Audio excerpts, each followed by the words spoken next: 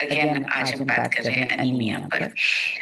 Anaemia क्या है, इसको आप समझाएंगे कैसे? और अनीमिया के कुछ आंकड़े आपको अगर पता हो तो सामने वाले से बात करते वक्त उनको भी ऐसा लगता है कि इनको बहुत सारी चीजें पता हैं, तो वो आपसे इम्प्रेस होते हैं, आपकी बात सुनना चाहते हैं।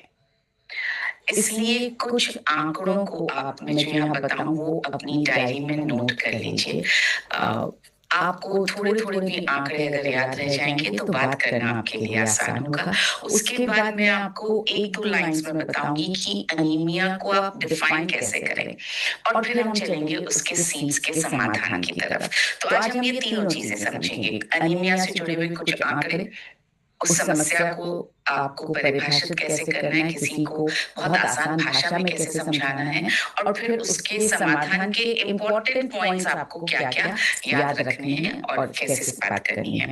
तो दो चीजों की हमको आज जरूरत पड़ेगी। पहला तो डायरी, डायरी और पेन, और दूसरा सबसे पहले सेहत किताब। दोनों अपने पास रख लीजिए और हम बढ़ते हैं आगे कि किस तरह से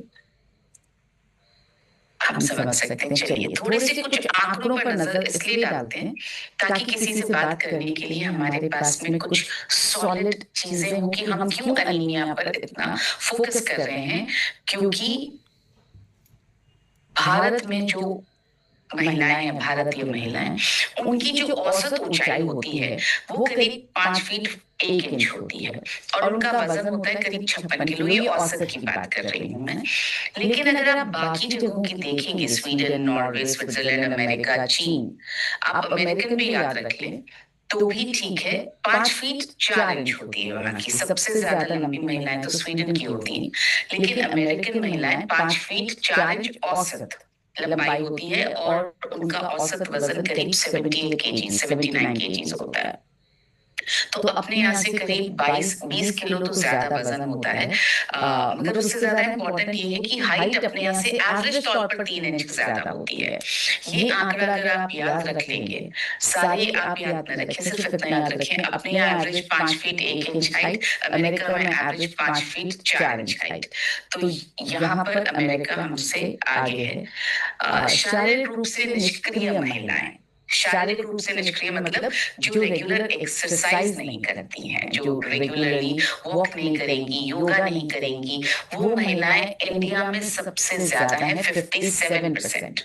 अगर आप देखिए अमेरिका में 25% है, चीन में 28% है। आप अमेरिका का आंकड़ा याद रख लें तो अपनी डायरी में प्लीज नोट कीजिए, हाइट 5 फीट 1 इंच, अमेरिका की हाइट 5 फीट 4 इंच। हमारे यहाँ पर शारीरिक रूप से निष्क्रिय महिलाएं जो एक्सरसाइज नहीं करती, ऐसा लिख लीजिए, वे महिलाएं जो एक्सरसाइज नहीं करती हैं वो है 57%, अमेरिका में है 25%। फिर खेलों में हमारी महिलाएं, भारतीय महिलाएं बहुत कम तो पार्टिसिपेट करती हैं, और कम पार्टिसिपेट करती हैं तो जीतती भी कम है। मतलब एक तो नंबर कम है पार्टिसिपेट करने का, प्लस स्टैमिना भी कम है जीतने का। इसलिए जैसे 56 महिलाओं ने अगर टोक्यो ओलंपिक्स में पार्टिसिपेट किया, जीती 3 महिलाएं। 47 महिलाओं ने पेरिस ओलंपिक में पार्टिसिपेट किया, जीती सिर्फ 1 ही महिला। तो न सिर्फ नंबर कम है हमारे यहाँ पर पार्टिसिपेशन का, बल्कि इसके साथ साथ स्टैमिना भी कम है। अमेरिका देखिए, 330 महिलाओं ने पार्टिसिपेट किया तो 66 महिलाएं जीती। प्रतिशत याद रख लीजिए, अपने यहाँ पे करीब 2% महिलाएं ओलंपिक जीतती हैं, अमेरिका में 20% जीतती हैं। तो ये बहुत इंपॉर्टेंट नंबर अगर आपको ध्यान रहेंगे तो हम जब बातचीत शुरू करेंगे ना तो हम लोगों को बता सकते हैं कि हम इस मिशन पर हैं क्यों। क्यों हम अनीमिया को हटाना चाहते हैं? क्योंकि भारत में महिलाओं की स्थिति इस तरह की है, हमारे पास बहुत लंबा जाने का एक रास्ता है, हमारे पास अवसर है। जैसे भारत में 23% लड़कियां किशोरावस्था के दौरान स्कूल छोड़ देती हैं, मतलब 10th के बाद, 11th स्टैंडर्ड, 12th स्टैंडर्ड के बाद कॉलेज तो जाती ही नहीं है। तो 23% लड़कियां स्कूल छोड़ देती हैं, जबकि अमेरिका में सिर्फ 4.3% स्कूल लड़कियां ऐसी हैं जो किशोरावस्था के दौरान स्कूल छोड़ देती हैं। इतना ही अगर आपको याद रह जाएगा तो भी बहुत है। ये आंकड़ा ना भी याद रहे कि होम मेकर्स कितनी है। अपने यहाँ पे 53% महिलाएं होम मेकर्स हैं, मतलब सिर्फ घर पर काम करती हैं। जो भी आंकड़ा हम बदल रहे हैं, क्योंकि घर पर काम करने वाली महिलाओं का मतलब सिर्फ घर का ही काम करना, मतलब होम मेकर। मगर हम तो अपने घर से ही दुनिया को बदल रहे हैं। हम तो अपने घर से ही लोगों की सेहत के मित्र बन रहे हैं, तो हम ये आंकड़ा भी बदल रहे हैं। सो यहाँ पर भी हमारे अभियान में आपको जोड़ने के लिए हम आमंत्रित करते हैं। तो 53% महिलाएं जो होम मेकर्स हैं इंडिया में, हम वो आंकड़े भी बदल रहे हैं। ये देखिए, ये भी आंकड़ा हम बदल रहे हैं। भारत में महिलाओं की एवरेज इनकम, जो नौकरी करती हैं, वो जो नहीं करती हैं उनकी तो कोई एवरेज इनकम है भी नहीं। जो नौकरी करती है उनकी एवरेज इनकम, मासिक आय बता रही हूँ मैं, 35,000 रुपए है। जबकि स्विट्जरलैंड में आप देखिए हाईएस्ट है 5,75,000 रुपए। महिला की बात कर रही हूँ। हम ये भी तो बदल रहे हैं। हम मौका दे रहे हैं कि हम महिलाओं की मासिक आय बदल रहे हैं। सो ये दो आंकड़े हमें अपने अभियान में लोगों को लाने के लिए बहुत मदद करेंगे। इनको नोट करके रखिएगा।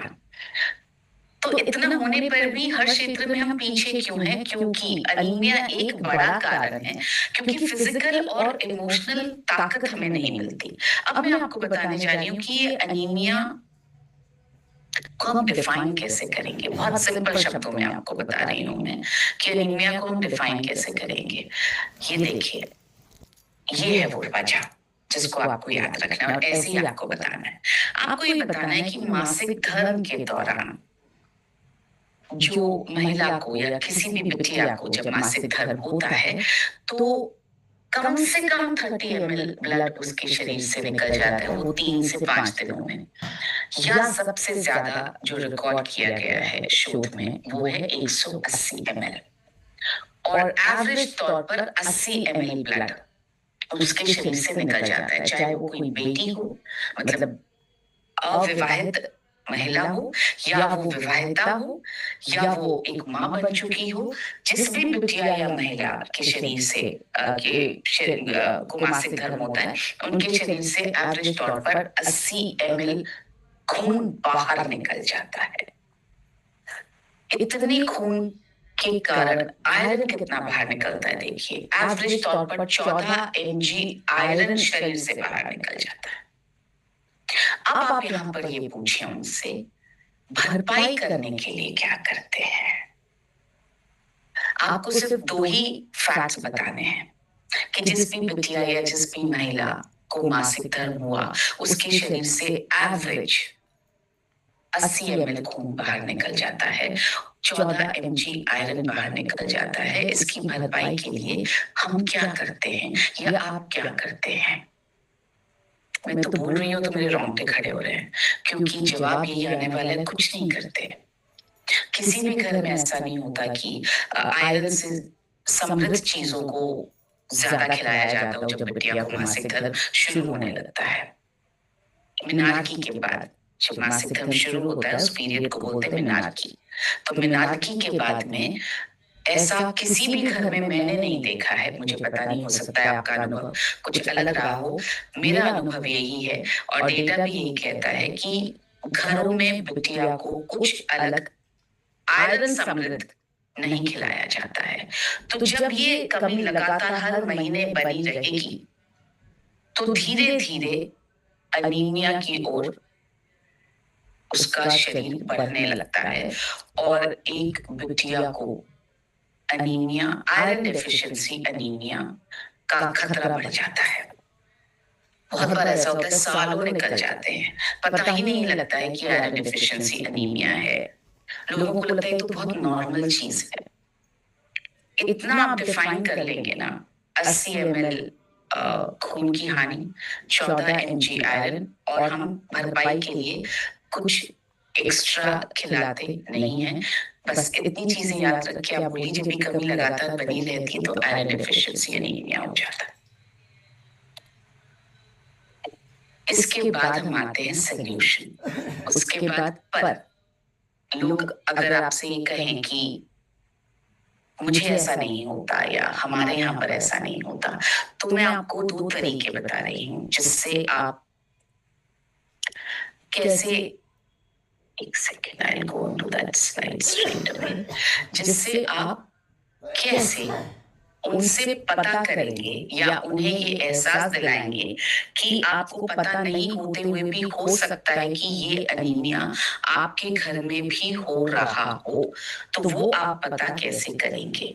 क्योंकि देखिए, आंकड़े अगर ये कह रहे हैं कि 58% अनीमिया है हमारे यहाँ पर भारत में, इसका मतलब चांसेस हैं हर 2 में से 1 महिला को है, चांसेस है कि वो आपके घर में भी कोई ऐसी बिटिया या महिला हो जिसको अनीमिया है।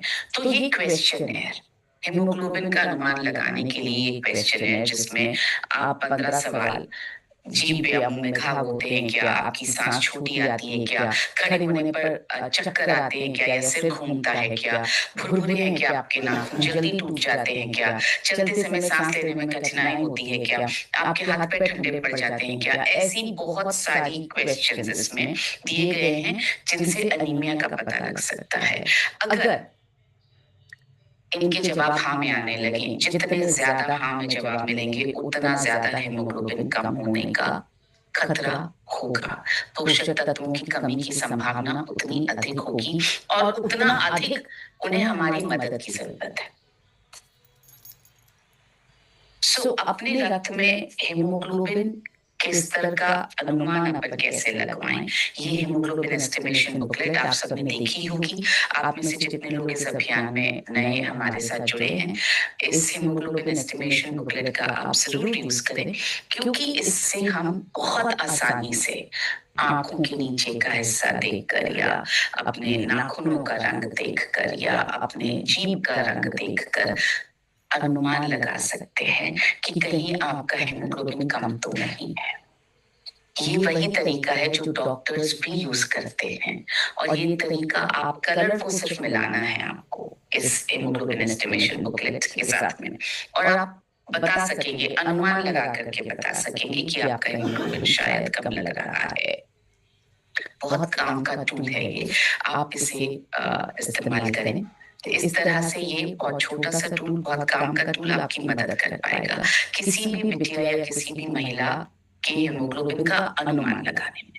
तो पहले हम यूज करेंगे क्वेश्चनर, ताकि हमें कुछ जवाब से ये पता लगे कि शायद हो सकता है इनका हेमोग्लोबिन कम है। उसके बाद हम इस बुकलेट से अंदाजा लगाएंगे और थोड़ा और एक स्टेप आगे बढ़ेंगे, पुख्ता करेंगे अपने उनके जवाबों को, और उसके बाद में हम ये एस्टिमेट करेंगे।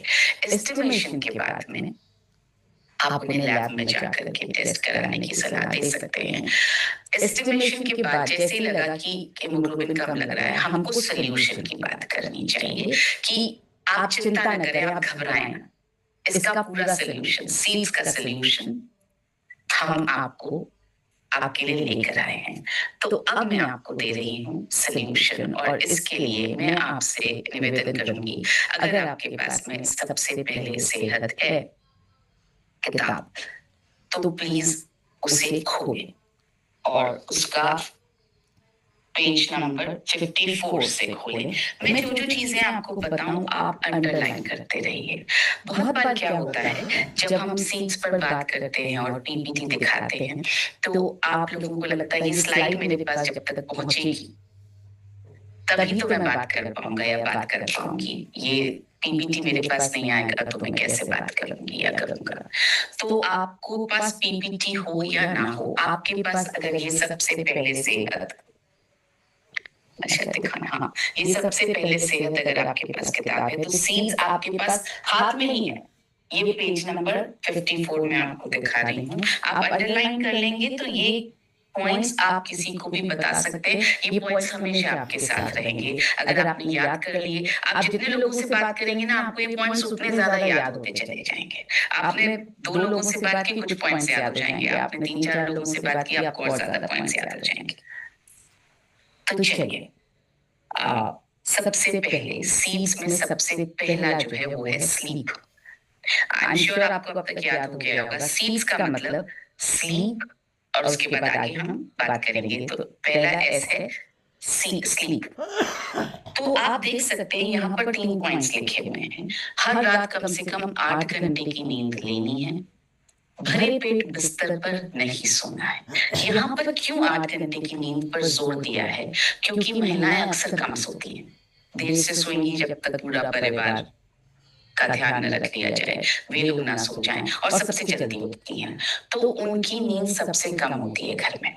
तो इसलिए यहाँ पर 8 घंटे की नींद का जो है वो स्पेशली मैंने लिखा है।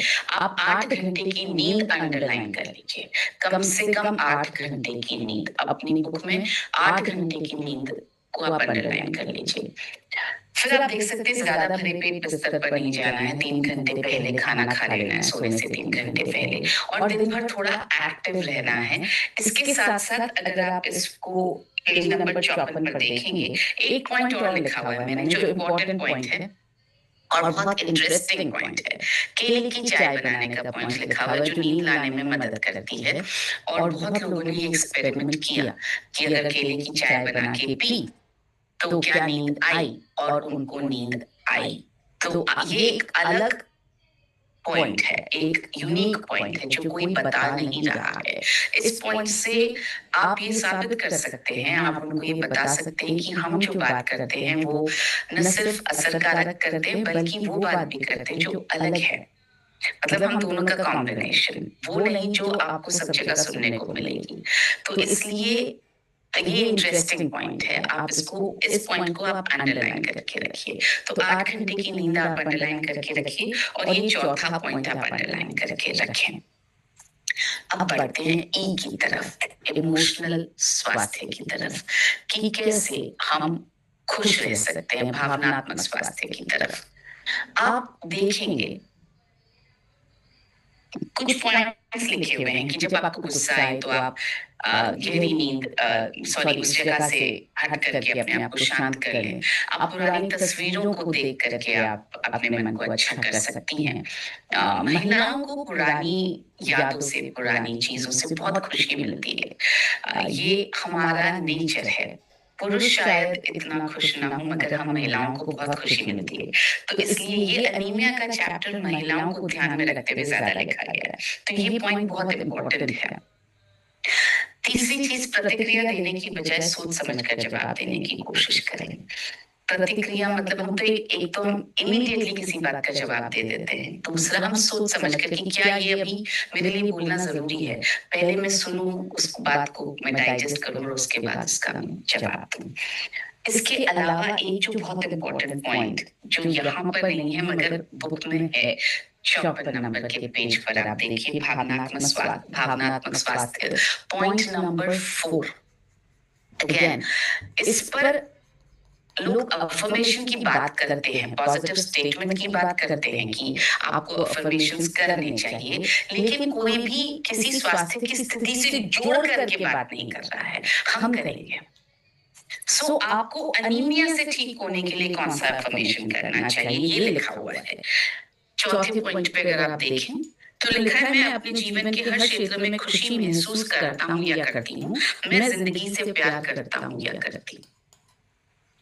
ये अंडरलाइन कर लीजिए। जब आप किसी के सामने सबसे पहले सेहत लेकर के बैठें और उन्हें अनीमिया के सीड्स के बारे में बताएं, तब आपको भावनात्मक स्वास्थ्य में स्पेशली ये वाला पॉइंट बताना है कि आप पूरे दिन अपने मन में ये दोहराती रहिए, ये फील करती रहिए कि आप जीवन के हर क्षेत्र में खुशी महसूस करती हैं। मतलब अगर आप घर पे काम कर रही हैं तो भी, आप परिवार के साथ हैं तो भी, आप बाहर काम कर रही हैं, दूसरों की मदद कर रही हैं तो भी, आप हर क्षेत्र में खुशी महसूस करें। और मैं जिंदगी से प्यार करती हूँ। महिलाएं अक्सर अपने जीवन से प्यार करने से ज्यादा प्यार अपने परिवार से करती हैं। हमको यहाँ उन्हें अपनी जिंदगी से भी प्यार करवाना है। सो इसलिए ये पॉइंट लिखा है। अब आएंगे हम एक्सरसाइज।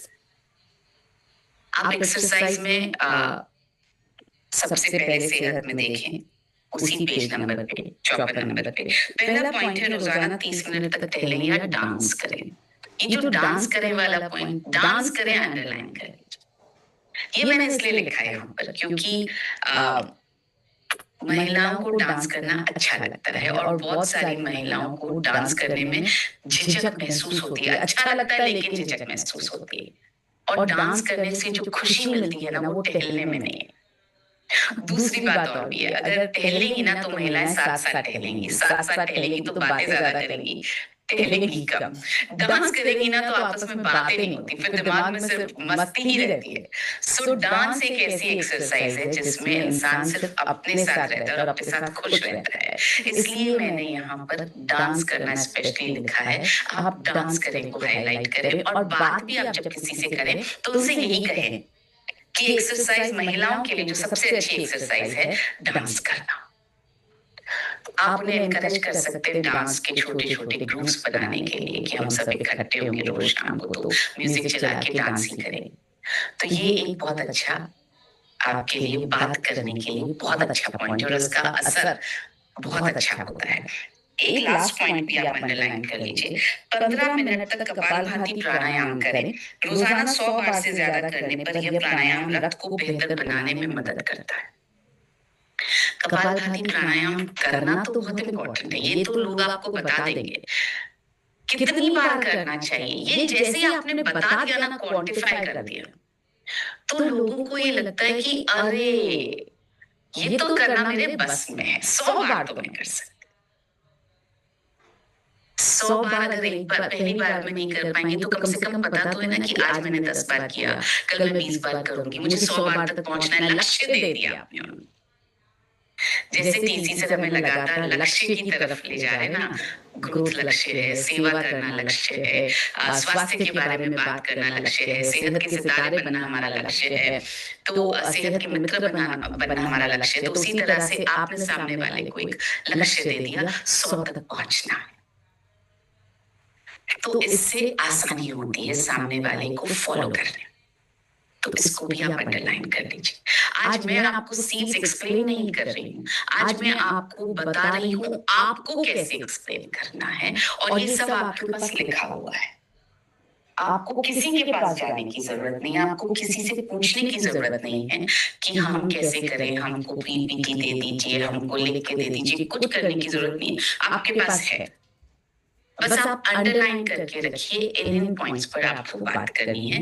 मैं अनीमिया से रिलेटेड आपको मेन पॉइंट्स अंडरलाइन करवा रही हूँ। चलिए अगले पेज पे चलेंगे। 55 डाइट पॉइंट नंबर 1 2 3 4 पे जाइए जरा। सुबह का नाश्ता लास्ट लाइन अंडरलाइन कीजिए। अपने सलाद में नींबू निचोड़ें और कद्दू के थोड़े बीज डालें।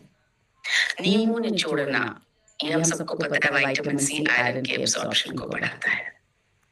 तो नींबू निचोड़ेंगे तो आयरन का एब्जॉर्प्शन बढ़ेगा। ये पॉइंट इंपॉर्टेंट है, आप सलाह जरूर दें। लास्ट वाला पॉइंट, दोपहर और रात के खाने के बाद गुड़ का एक टुकड़ा खाएं।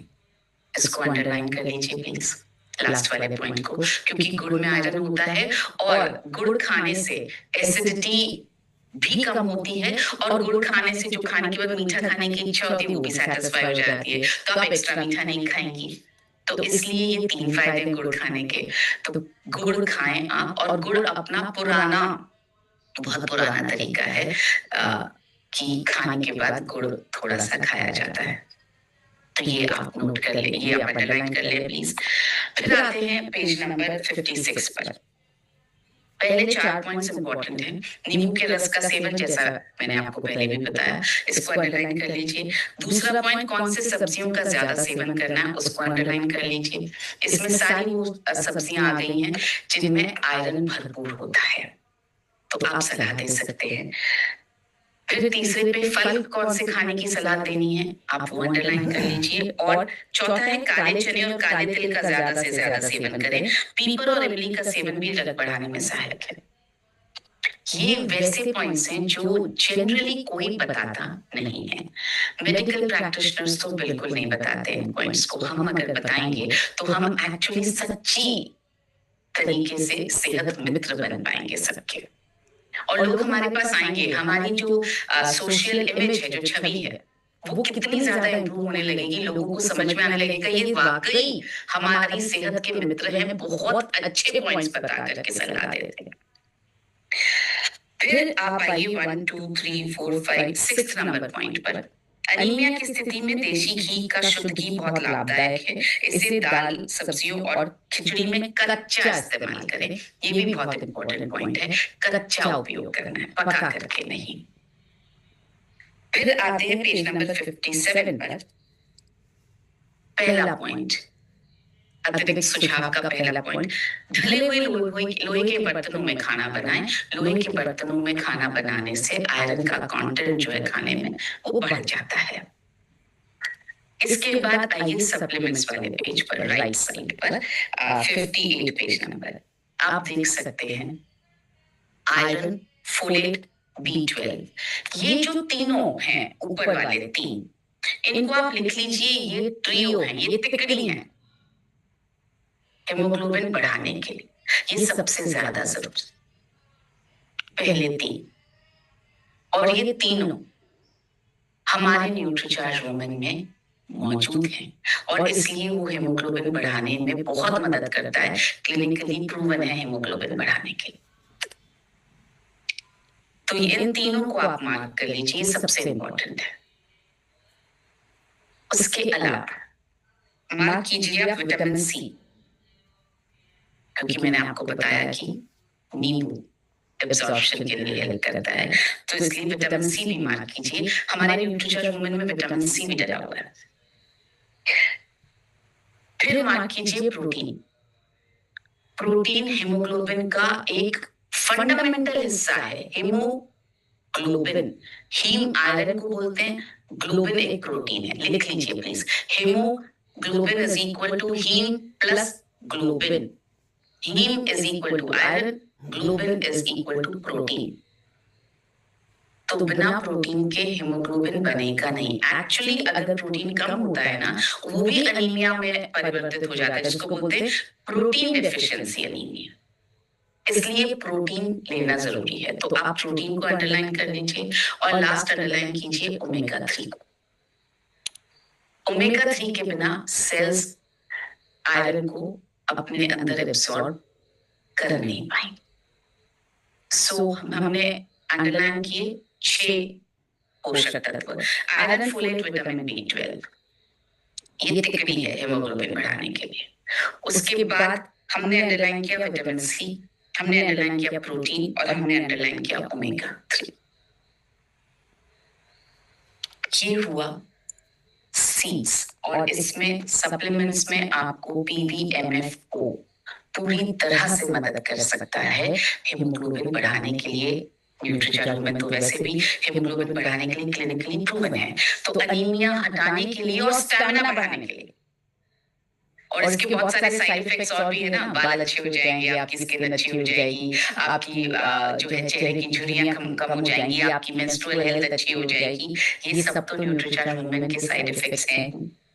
तो इस तरह से आप सीड्स पर बात करके और हम लोगों की सेहत के मित्र बन सकते हैं, बेटियों और महिलाओं को अनीमिया से मुक्त कर सकते हैं, और बहुत जल्दी हम एक ऐसा बदलाव ला पाएंगे जहां पर हम देख पाएंगे कि खेलों में हमारी बेटियां और महिलाएं बहुत आगे जा रही हैं, पढ़ने में बहुत आगे जा रही हैं, घरों से काम कर रही हैं, मासिक आय बढ़ रही है, उनका रहने का जो तरीका है वो बढ़ रहा है। ये सारी चीजें हम ठीक कर सकते हैं, इन पर हम असर डाल सकते हैं। सो ओवर टू सर, आप अब गाइड करें सर, आगे हम कैसे इसका उपयोग कर पाएंगे।